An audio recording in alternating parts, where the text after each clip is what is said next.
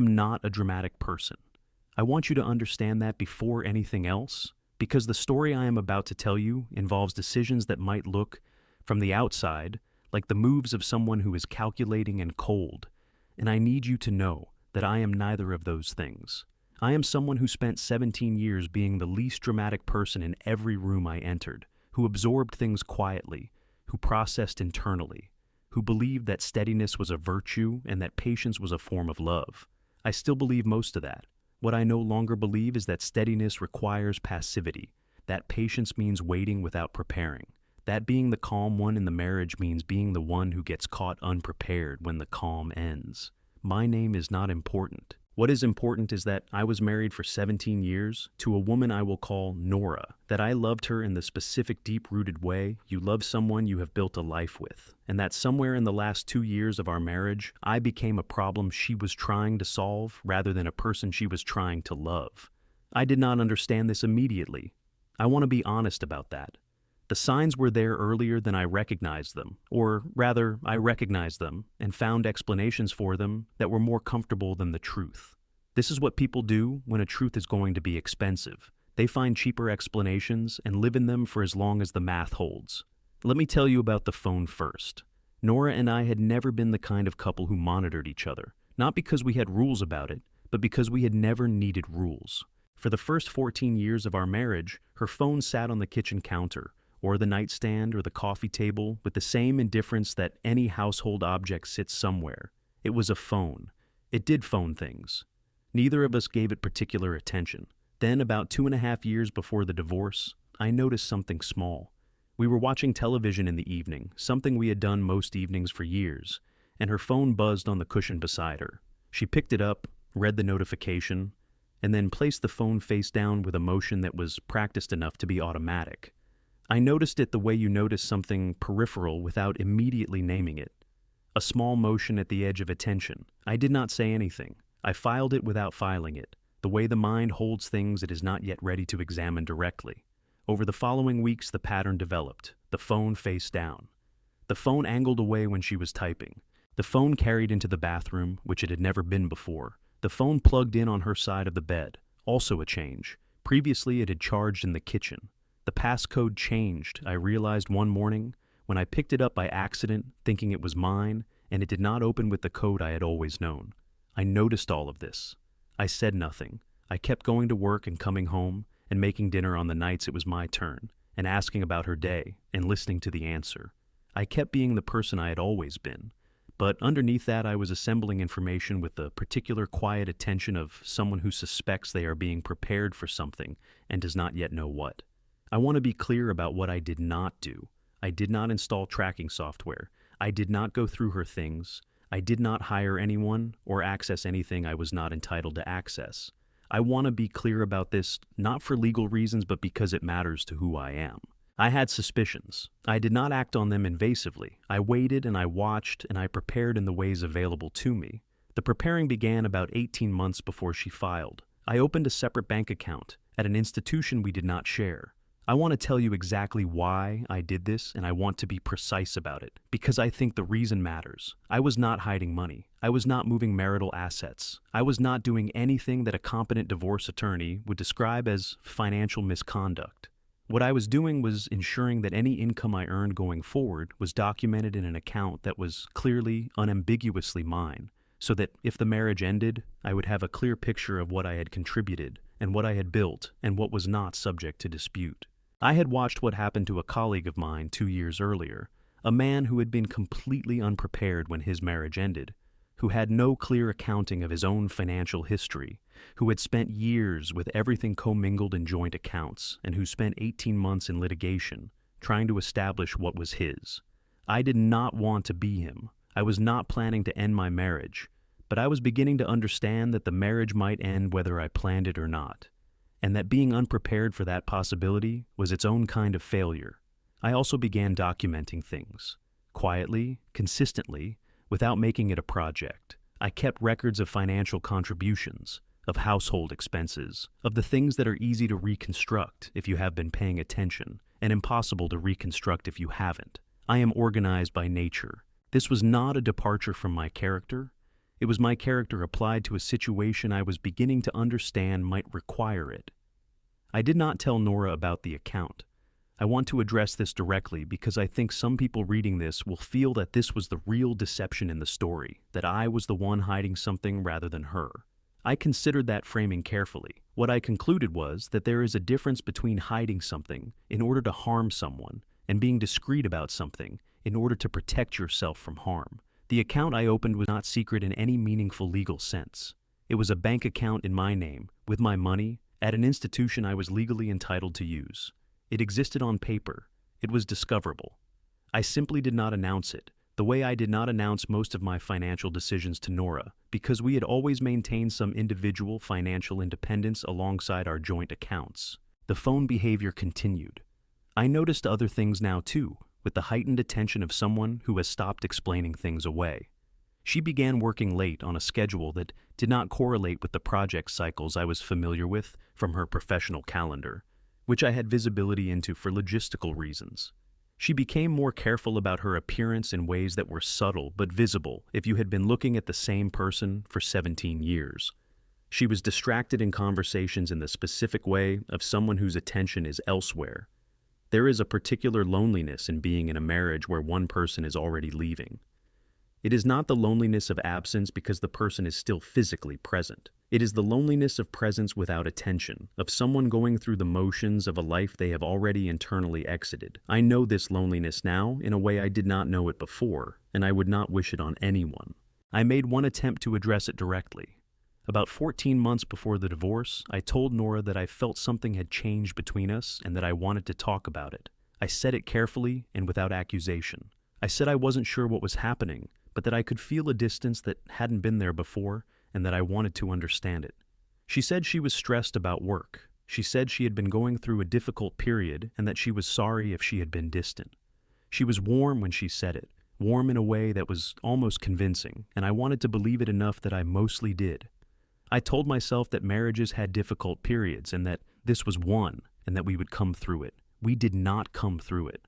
8 months later, she told me she wanted a separation. She said it on a Thursday evening in the kitchen while I was making dinner. She said it in a way that had clearly been rehearsed, with a careful control that told me she had been preparing for this conversation for some time. She said she had not been happy for a while, and that she thought we had grown apart, and that she believed a separation was the honest thing. I turned off the stove. I sat down. I asked her if there was someone else. She said no. I looked at her for a moment. I said, okay. I told her I was sorry we had arrived here. I told her I wanted to understand better what she was experiencing and whether there was a way forward for us that she could see. She said she did not think so. She said she had been thinking about it for a long time.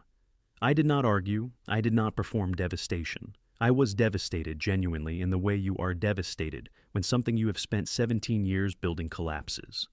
But I had also, in some quiet part of myself, been preparing for this possibility for 18 months.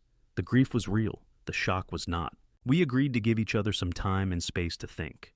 I reached out to an attorney the following week, not to be aggressive, not to start proceedings, but to understand my position. I had never been through a divorce. I did not know what I was facing. I needed a professional to tell me what my rights were and what the process looked like and what I needed to have prepared. The attorney I found was thorough and direct, and the kind of person who does not soften things unnecessarily. She reviewed what I had brought her, the documentation I had been building for 18 months, the account records, the household expense history, the financial contributions I had tracked carefully. She looked at it for a while. Then she told me something that I had hoped to hear, but had not allowed myself to count on. She said that based on what I had brought her, I was in a significantly stronger position than most clients she saw at this stage. She said the documentation I had was unusually thorough. She said the separate account, established as far back as it was, with a clean record showing only my post-separation earnings being deposited, was going to be straightforwardly mine. She said the picture I had built of the marital finances was clearer than what most people arrived with. She also said something else. She said that in her experience, when a marriage ended in the way I was describing, when one partner had been planning an exit while the other was unaware, it was not uncommon for the filing to come with aggressive initial terms designed to leverage the element of surprise. She said that the element of surprise was less effective against someone who had been preparing. She said that calmly and professionally, as a statement of fact. I told her I had been preparing. She said she could tell. The filing came 3 months later. Nora had retained an attorney, a firm I was not familiar with, but which had a reputation, I later learned, for aggressive initial positioning. The petition was filed on a Tuesday morning, and I was served at my workplace, which I had been told was possible and which I had mentally prepared for, but which was nonetheless jarring in the specific way that a thing you have prepared for is still jarring when it actually arrives. I called my attorney from the parking lot. She told me she had received the filing and had reviewed it. She said the initial terms were aggressive, as she had anticipated. She said the financial claims were structured in a way that assumed I had not been tracking things carefully, that assumed a certain informational asymmetry that was not going to hold up once our response was filed. I asked her what she needed from me. She told me. I sent her what she asked for that evening. The first meeting between the attorneys happened about 3 weeks later.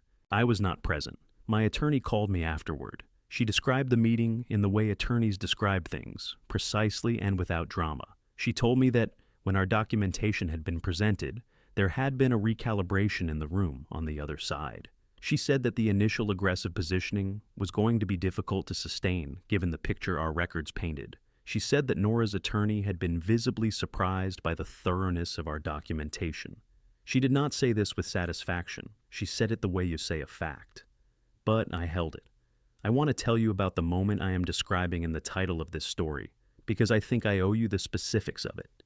There was a mediation session approximately 6 weeks into the formal proceedings.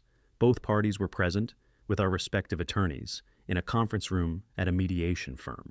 I had been in the room for perhaps 10 minutes when the mediator began reviewing the financial disclosure documents that both sides had submitted. The documents I had submitted were, as I have described, thorough.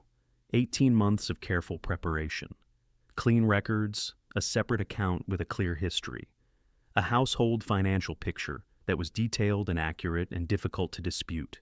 The documents submitted on Nora's behalf contained some claims that were inconsistent with the record I had built. Not dramatically, not outrageously, but inconsistent in ways that our documentation would clearly correct. I watched Nora's attorney review our submission. She was professional throughout, but there was a moment, brief and controlled, where she looked up from the documents and her expression communicated something that she had not intended to communicate. It was the expression of someone who has come to a meeting expecting certain conditions and has discovered that the conditions are different. It was not panic. It was not anything dramatic. It was a fraction of a second of recalibration, visible if you were watching, and I was watching. I looked at Nora. She was looking at the table. I did not feel satisfaction in that moment. I want to be honest about this because I think people expect a moment like that to feel like victory, and this one did not. What it felt like was sad in a specific way, the sadness of confirmation, of having suspected something for a long time and having it arrive not as a revelation, but as a verification, of seeing clearly, finally, and without any remaining ambiguity, that the marriage had ended long before the filing, and that the person sitting across the table from me had been planning this exit in ways I had not fully understood. The proceedings lasted several months. The aggressive initial terms did not hold. The settlement we eventually reached was, by my attorney's assessment and my own, fair. Not generous to me, fair. Which is what I had wanted. I had not gone into the process wanting to punish Nora or extract maximum value from the situation. I had gone in wanting to be treated fairly and to have what was mine recognized as mine. That is what happened. I want to tell you something about the separate account, because I think it is the element of this story that people will have the strongest reactions to, and I want to address it directly. I have spoken to people since, friends and otherwise, who had divided reactions to the account. Some thought it was prudent and reasonable. Some felt it was a form of deception within the marriage, that opening a financial account without telling your spouse was a betrayal of the marital partnership, regardless of the circumstances. I understand that view. I do not dismiss it. I have sat with it. What I have concluded is this. The account was not deception in any meaningful sense because it contained nothing deceptive. It was my money in my name in an account I was legally entitled to open. It did not hide marital assets. It did not move money that belonged to both of us. It simply ensured that what was mine was clearly documented as mine, in a way that a shared account would not have ensured with the same clarity. I also think about what would have happened without it. I think about my colleague and his 18 months of litigation. I think about the aggressive initial terms in Nora's filing and what those terms had been designed to assume. I think about arriving at that mediation session without the documentation I had, without the clear financial picture, relying on memory and goodwill in a room where goodwill was not the operating principle. I would have been at a serious disadvantage, not because I had done anything wrong, simply because I had not prepared. Preparation is not aggression. Protecting yourself is not the same as attacking someone. Being ready for the worst possibility is not the same as causing it. These distinctions matter, and I hold them carefully. The divorce was finalized 11 months after she filed. I moved into an apartment that was smaller than the house, and that I found unexpectedly peaceful in a way I had not anticipated. There is something clarifying about a space that is entirely yours, that reflects only your choices, where the quiet belongs to you without negotiation. I learned some things during those 11 months that I want to tell you. The first is that there was, in fact, someone else. I found out not through any dramatic revelation, but through the accumulated evidence of the proceedings, and through things that came to light in the financial disclosures that suggested expenditures and timelines inconsistent with what I had been told. I did not pursue this aggressively.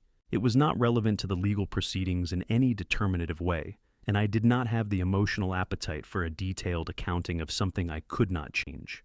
I filed it as information, and I let it settle.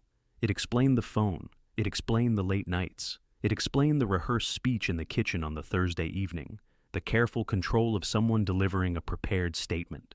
It explained the specific quality of distance I had been living in for 2 years, the loneliness of presence without attention, which I now understood was the loneliness of being physically in a room with someone who had already moved on. The second thing I learned is that grief does not follow the arc that people describe. It is not linear. It does not proceed from denial through bargaining to acceptance in a predictable sequence. It comes in waves that are not predictable and that do not respect the other things you have to do with your time. I would be fine for 2 weeks, and then I would be driving to work on a Tuesday morning, and a specific quality of light would remind me of something, a vacation we had taken, a morning we had spent doing nothing of particular importance, and the grief would arrive suddenly and without warning, and I would have to pull myself together in a parking lot before going inside. You prepare for the legal reality. You cannot fully prepare for the emotional one. I want to be honest about that. The third thing I learned is about the people around you. My closest friend, a man I have known since my mid-20s, called me every few days throughout the proceedings and said very little of substance, but was simply present on the phone in a way that I found, unexpectedly, the most sustaining thing available to me. He did not give advice. He did not perform sympathy. He just called and asked how I was doing and listened to whatever I said. If you have a person like that in your life, I hope you know who they are. My parents were older, and I had not wanted to burden them, but I told them eventually, because not telling them was its own burden, and because my mother, who had been married to my father for 41 years, and who had seen things in her lifetime that gave her a particular clarity about what matters and what does not, said something to me that I think about often. She said that the marriage ending was not a failure of who I was. She said that you can be exactly the right person and still be in the wrong situation. She said that with a simplicity that I needed. I think about Nora sometimes, not often, not with the frequency that the first year produced, but sometimes.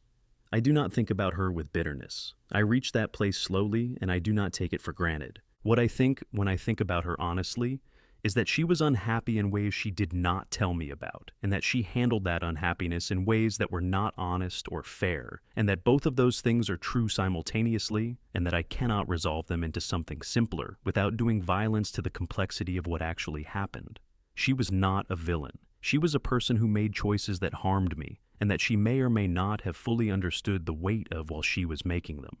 I have decided that I am not the right person to adjudicate her inner life. I only know my own. My own inner life now is quieter than it has ever been, quieter and, I think, more honest. I live in a smaller space that is entirely mine. I have a clearer understanding of my finances than I have had at any point in my adult life, partly because the divorce required it, and partly because the process of preparing for it taught me habits of documentation that I have maintained. I am more careful now, not in the anxious way of someone who expects to be hurt again, but in the attentive way of someone who has learned that paying attention is a form of respect for your own life, The account I opened 18 months before the divorce is still open. It is just my account now, not a separate account, simply an account. I keep it because it is mine, and because it works, and because it is. In a way I find quietly significant, the concrete record of the period when I stopped waiting to see what would happen, and started preparing for the possibility that I would need to take care of myself. That account has money in it, now that has nothing to do with a marriage or a mediation or an attorney's conference room. It has money in it that I earned in the 2.5 years since the divorce. Money that belongs to a life I am building on terms that are entirely my own. The day she filed, her lawyer's face said that they had expected someone unprepared and had found someone who was not. That face said that the asymmetry they were counting on did not exist. That face said that the quiet person on the other side of the table had been paying attention for longer than anyone had anticipated. I had been paying attention since the first night she placed her phone face down on the cushion beside her. I had said nothing. I had prepared everything. And when the moment arrived, everything I had prepared was exactly what I needed. I am not telling you to be suspicious of your partner. I am not telling you to open secret accounts or document your marriage against its potential ending. I am telling you something simpler than that. Pay attention. When something changes, name it to yourself, even if you are not ready to name it out loud. Know what you have. Know what is yours. Know that loving someone fully and protecting yourself honestly are not mutually exclusive acts. You can be generous and careful simultaneously. You can hope for the best and prepare for the worst without being cynical. You can be the calmest person in the room and still be the most prepared one. That is what I was. That is what saved me. Thank you for watching. If this story reached you at the right moment, please subscribe and hit the notification bell. Pay attention. Keep records. Know your own value. More stories are coming. I will see you in the next one.